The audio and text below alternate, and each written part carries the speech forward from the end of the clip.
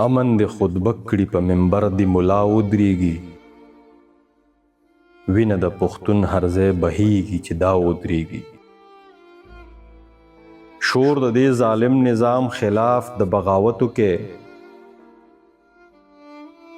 دومره چغې ووهئ چې نوره موسا ودرېږي. دې سړي په دې خبره سر وخوړ چې وی به یې څنګ به په دې خاوره د سرونو سودا ودرېږي. غږ د فرعونیت خلاف رښتیا افضل جهاد دی، خو پام کوه چې شاته د هم صف ته غزا ودرېږي. ما ته د درویش روخان د درد پیمانه وښایه، هسې نه چې شونډې مې د زړه په درزا ودرېږي.